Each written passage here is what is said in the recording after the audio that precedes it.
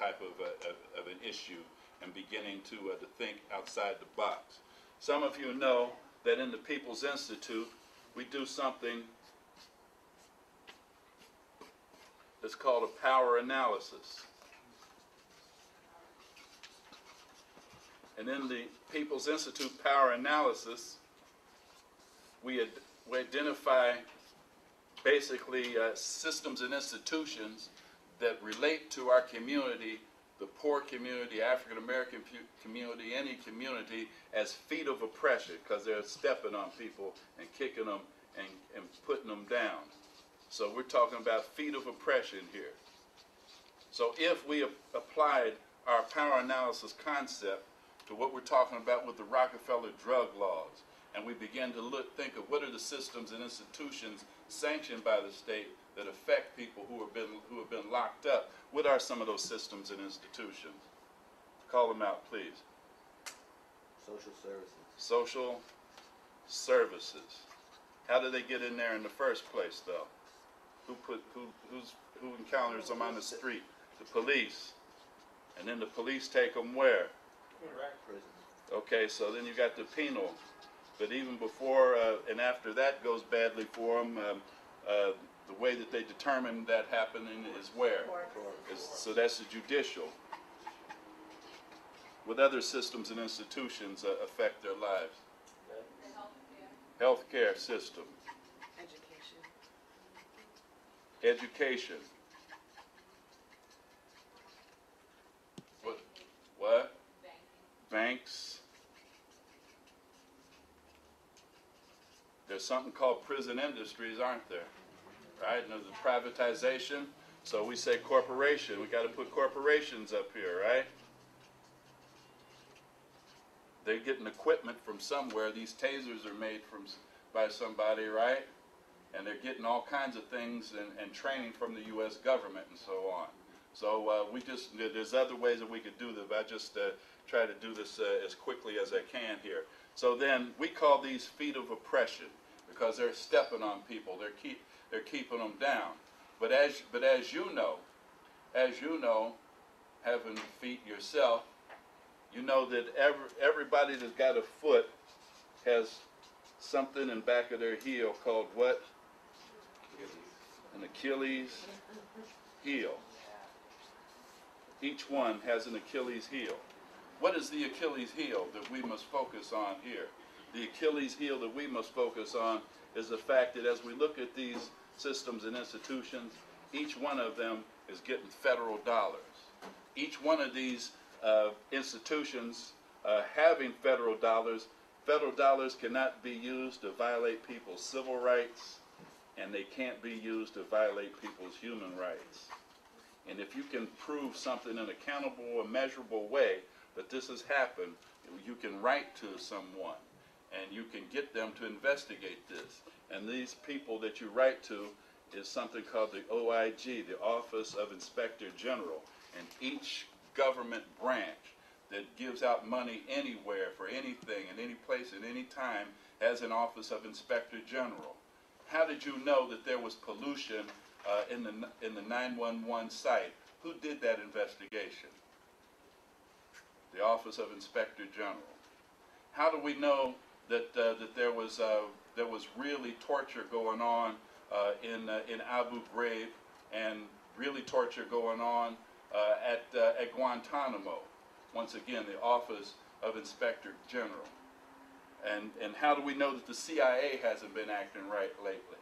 It's because of the Office of Inspector General. So each federal branch has an Office of Inspector General.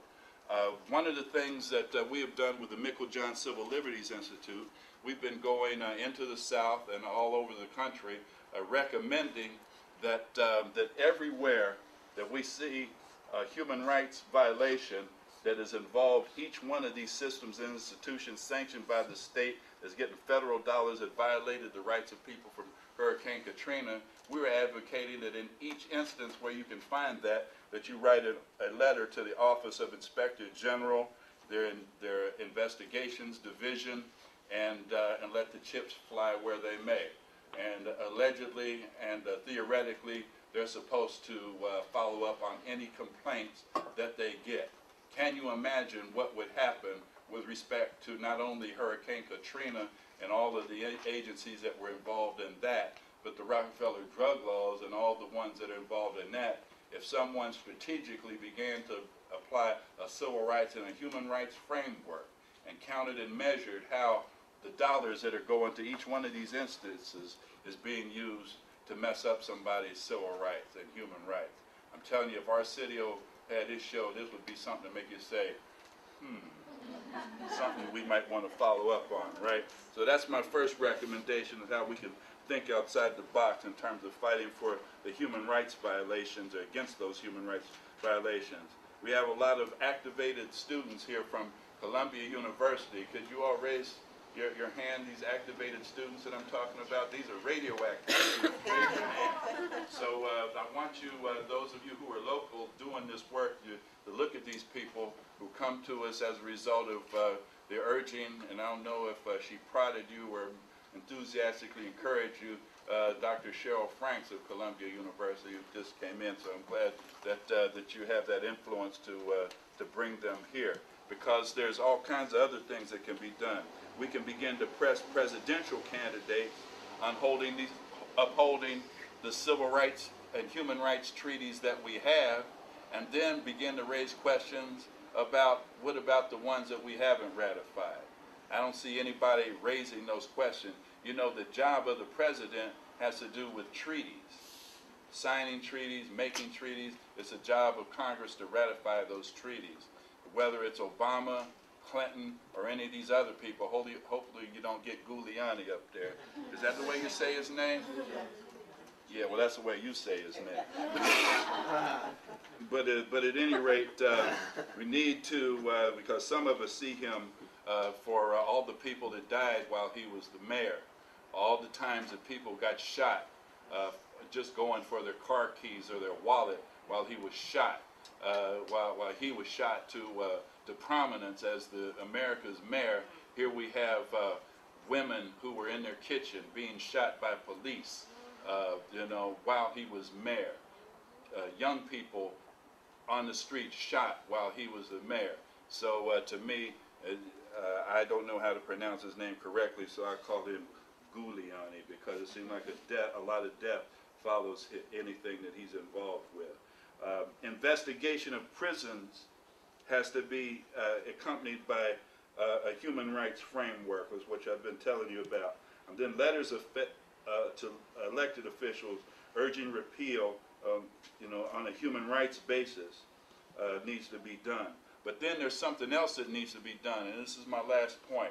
And I'll say this, is that one of the things that I learned last year hanging around the UN here in New York was that in one particular incident that I was listening, because I wanted to see what they would do when they cross-examine a country and what we would have to do as NGOs, non-governmental organizations, testifying. And what I found was that in one instance, I won't call out the name of the country, that I think was Norway, but they were talking about the human rights violations in Norway. Who knew that they're violating anything over there? I thought they were pretty liberal and cool. But if you're a person that's not white or blonde haired and you're Muslim or you're dark skinned, and particularly as a juvenile, you're going to be racially profiled, you're going to be locked up, you're going to be held incommunicado without any legal representation and all other kind of things. And here's the line of questioning that they ask.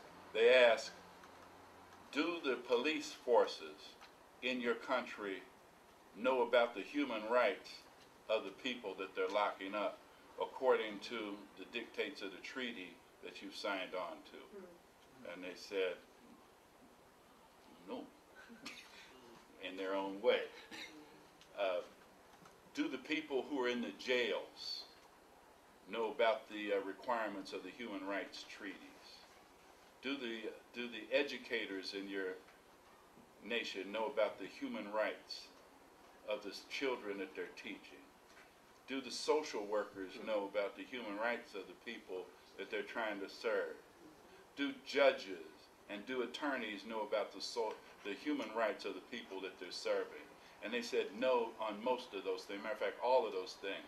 And one of the great lies that the United States told when they were being cross-examined was that they said that all our educators, all of our media, all of our elected officials know about the human rights requirements. And I think that we need to begin to test that knowledge and test that lie by thinking outside the box and raising the question, what's human rights got to do with it? Thank you.